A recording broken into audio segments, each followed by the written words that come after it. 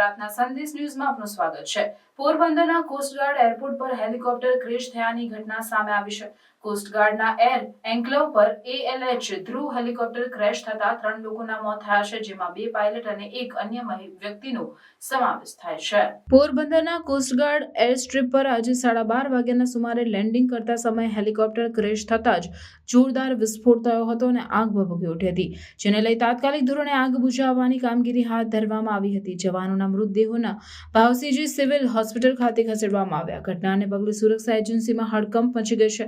ગત વર્ષે પણ 2 સપ્ટેમ્બરે ભારતીય કોસ્ટગાર્ડનું એડવાન્સ લાઇટ હેલિકોપ્ટર પોરબંદરના કિનારે અરબી સમુદ્રમાં ક્રેશ થયું હતું। આ દરમિયાન હેલિકોપ્ટરમાં સવાર 4 ક્રૂ મેમ્બરમાંથી એકનો આબાદ બચાવ થયો હતો, જ્યારે 3 ક્રૂ મેમ્બર ગુમ થઈ ગયા હતા। कोस्टगार्ड का जो प्लेन क्रैश हुआ है, उसी वजह से 3 लोग जो सवार थे उसमें वो शहीद हुए हैं। बहुत दुखद और हृदयद्रावक घटना है। इस दुख की घड़ी पे उसका परिवार के साथ हमारी सबकी और सारे भारत का परिवारजनों की संवेदनाएं है।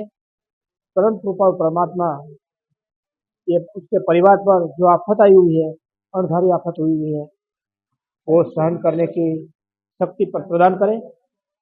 वैसी तरह कोस्टगार्ड परिवार को भी यह दुख सहन करने की शक्ति प्रदान करें। और हम परमात्मा से प्रार्थना करते हैं कि इन फ्यूचर ऐसा हादसा न बने। बस मेरे को इतना ही कहना है। प्रार्थना संदेश न्यूज़ ની તમામ લેટેસ્ટ અપડેટ્સ માટે ચેનલને હમણાં જ લાઈક, શેર અને સબસ્ક્રાઇબ કરો।